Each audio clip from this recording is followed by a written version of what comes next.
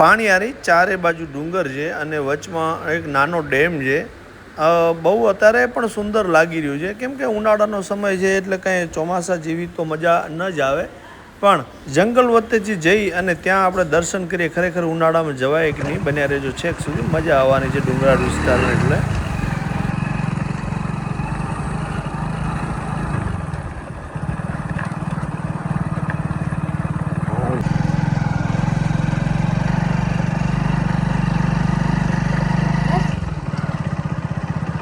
મસ્ત બતાવી દો.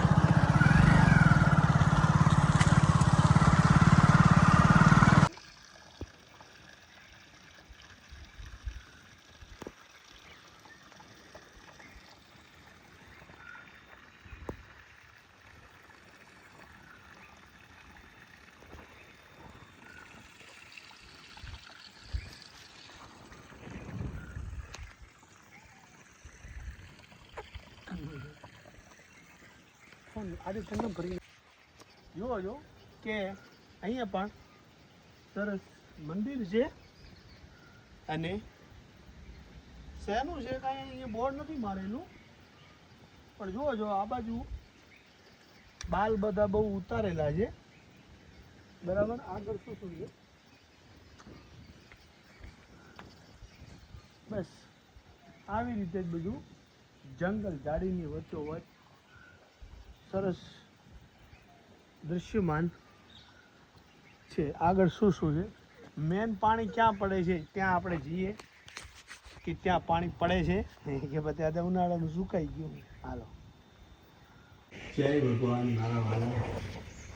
ધૂંધળીના જુઓ છો કે ઇતિહાસની તો ખાસ ખબર નથી, પણ અહીંયા ખરેખર એવું ફીલ થાય છે કે કોઈ મહાન ઋષિમુનિએ એ તપસ્યા કરે છે. વિચાર કરો, ચારે બાજુ મોટા મોટા પહાડ અને વચમાં આ અલૌકિક સ્થળ.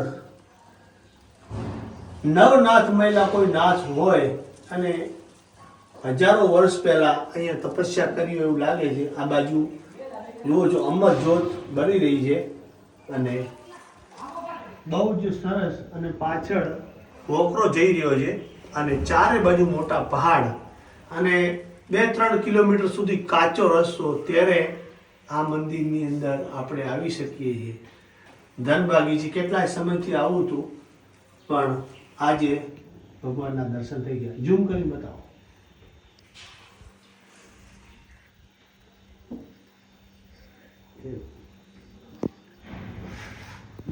ચાલો બતાવી બધું ચારે બાજુ.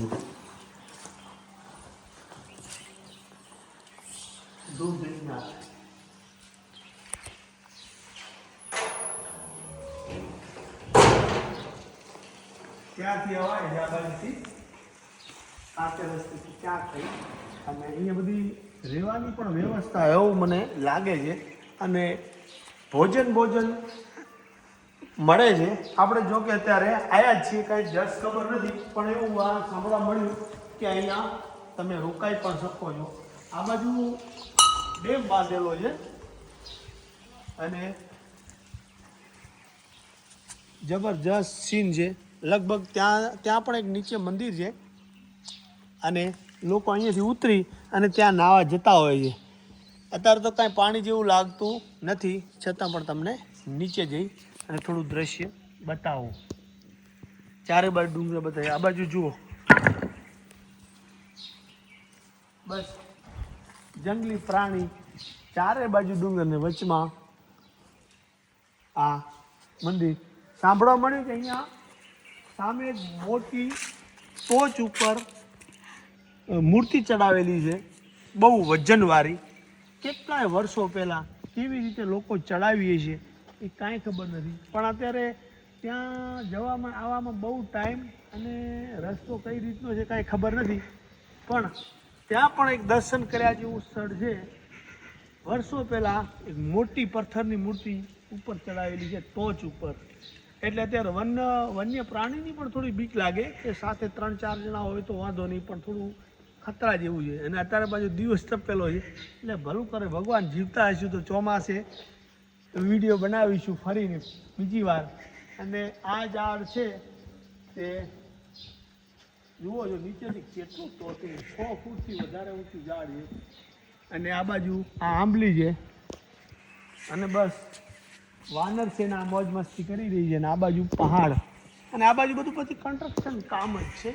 એને કોઈ બીજું આપણે વિડીયોમાં લેવાનું કોઈ બીજું નથી. એ સરસ મજાનું આ પાર્કિંગ છે પાછળ, બરાબર. અને પેટ્રોલ ડીઝલ થોડુંક ફૂલ રાખીને આવું, કેમ કે રસ્તો થોડો ડિસ્ટન્સ લાંબો છે.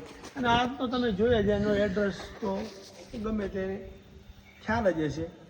એટલે જે છે એ આવું છે, ભગવાનના ચરણોમાં પ્રકૃતિના ખોળે અદ્ભુત છે. અહીંયાથી ચોમાસે ઝરણું ધોધમાર પડતું હોય છે. તમે ચોમાસાના સીન જોશો એટલે અત્યારે ખરેખર અત્યારે પાણી ચાલુ છે, પણ માત્ર પી શકીએ એવું જ છે. અહીંયા નાહી શકીએ એવું નથી. અને આમ તો જેને દર્શન કરવાની અભિલાષા હોય તે અત્યારે ગમે ત્યારે આવી શકે છે, પણ ચોમાસાની ઝરણાની મોજ લેવી હોય ને તો અહીંયા ચોમાસે જ આવવું પડે. પાણી થોડું થોડું આવી રહ્યું છે, પણ ના નહીં બરોબર. અહીંયા જે અદ્ભુત નજારો ચોમાસાનો હોય તેવો અત્યારે નથી. અત્યારે છે ઉનાળો, એટલે બિલકુલ અત્યારે પાણી બંધ છે. અને ભાઈએ મને વાત કરી કે અહીંયા મોટો પથ્થર હતો, આ બાજુ જો આ બાજુ તોડીને મૂકેલો છે.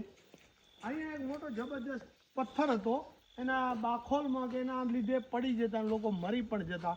એટલે એ પથ્થર તોડી અને સાઈડમાં હટાવી નાખ્યો, એવી બધી આપણને જાણ થઈ.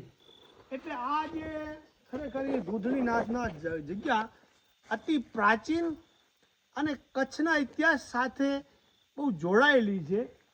પણ જેને તૂટી ફૂટી આપણી જોડે માહિતી હોય એટલે કાંઈ ઇતિહાસને વાગડવો એ અણસમજણ જેવી વાત છે.